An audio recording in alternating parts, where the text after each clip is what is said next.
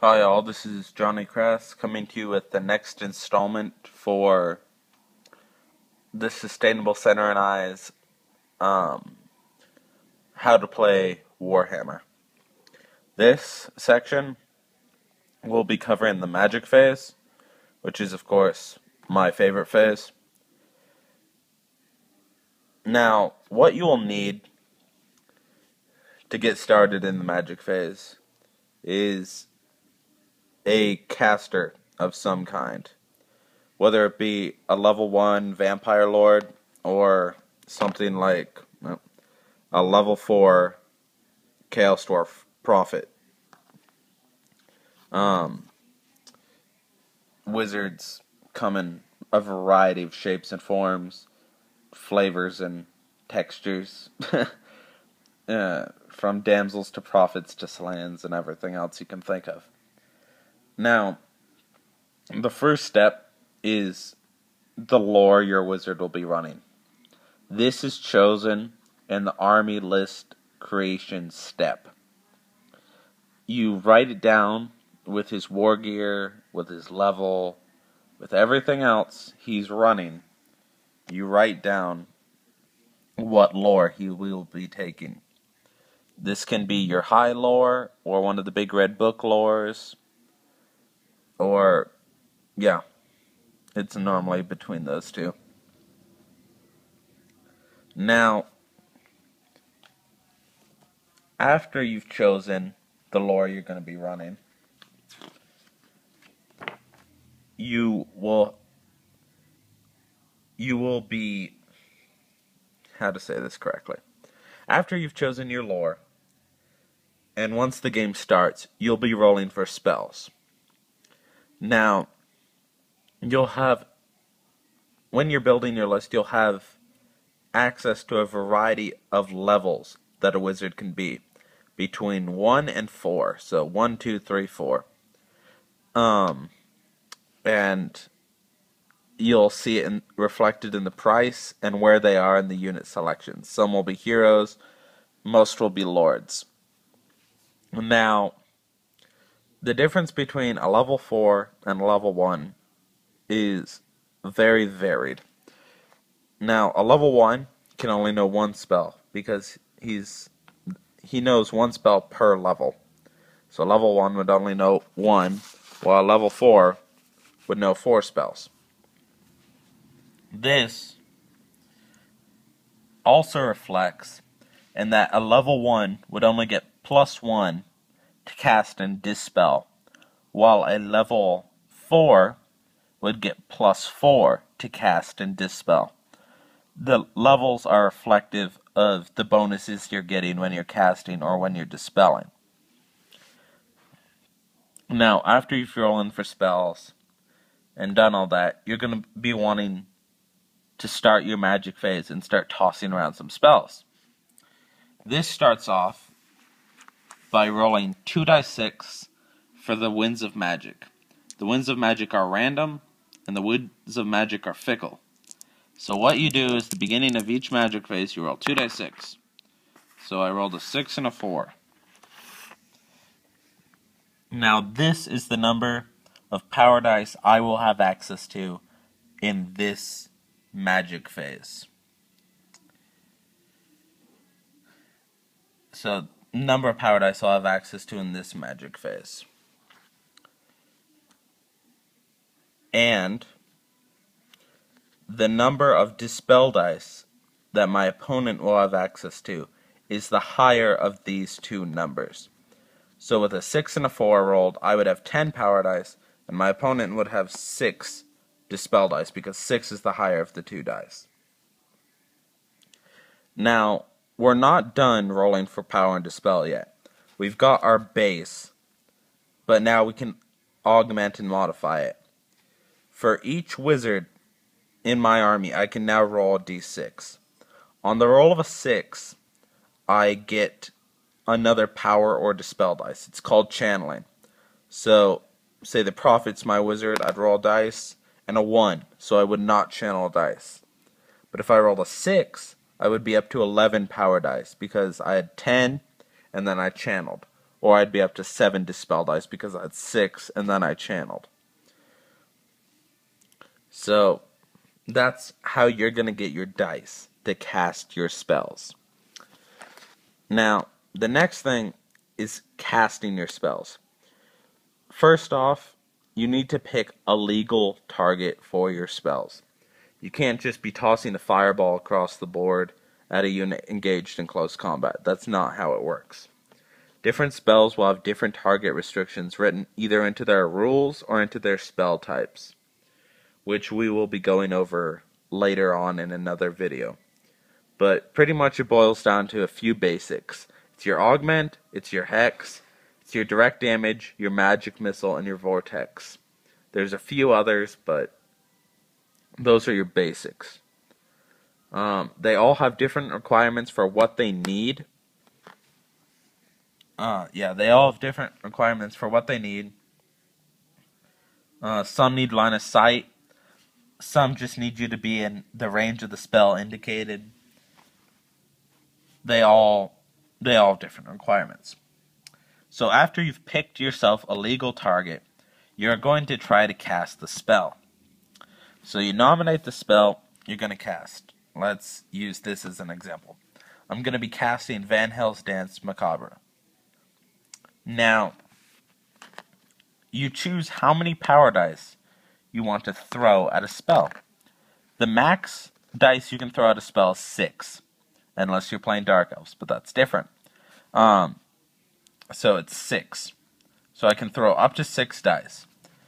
But if you notice, the casting cost is a 6+ for Van Hels's.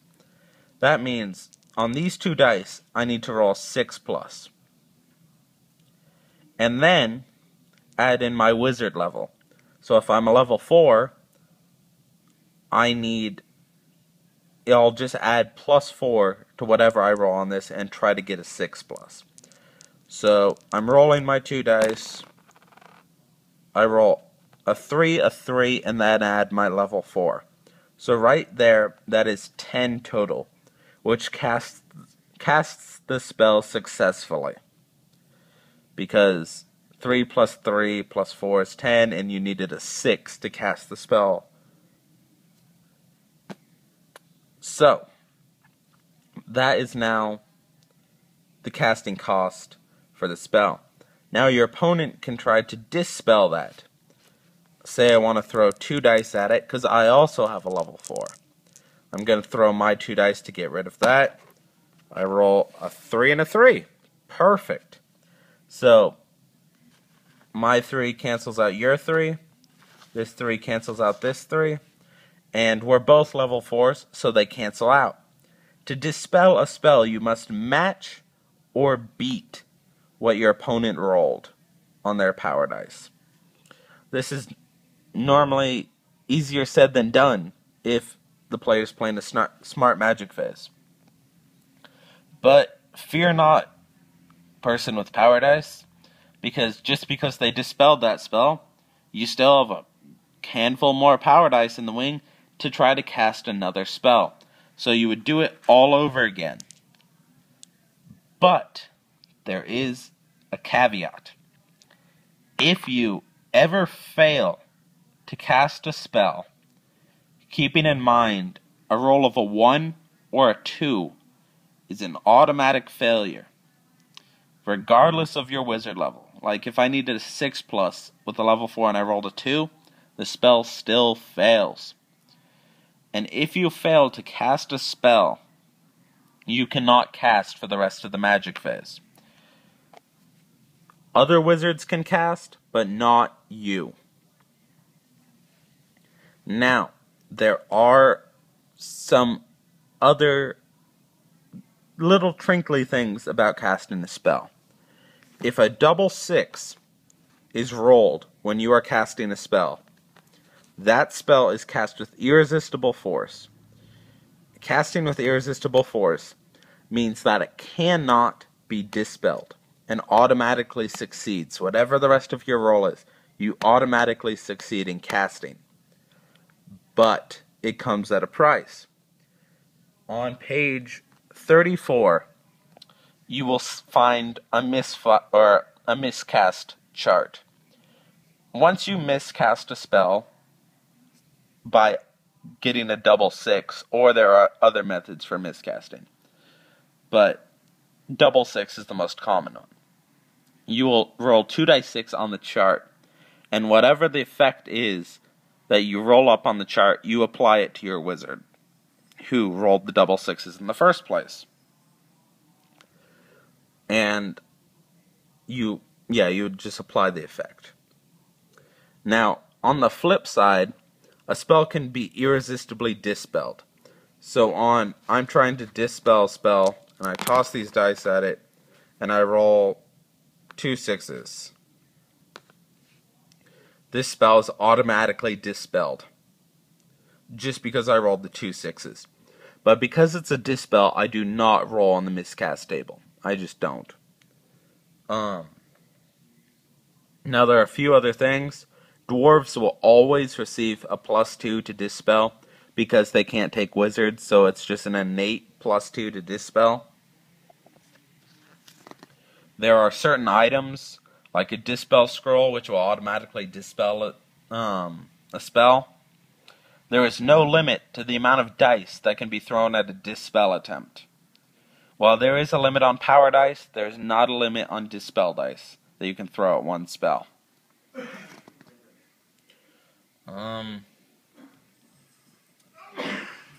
There are also something known as bound spells.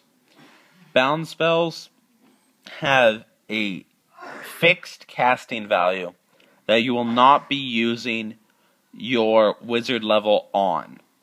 So if you have a level 4 and you try and cast a bound spell that's on a 3-up, you will not be using your wizard level on that. You'll be using just directly dice. Ruby Ring of Ruin comes to mind for this. But on the flip side, if you fail to cast a bound spell, your concentration is not broken and you can keep casting other spells. Because it's just a little bound spell, it doesn't matter. Now, one thing that I should note, which I forgot to note earlier, is you can only cast one spell once a turn unless stated otherwise. That means you can't spam the same spell over and over and over again. That's pretty much all it means, actually.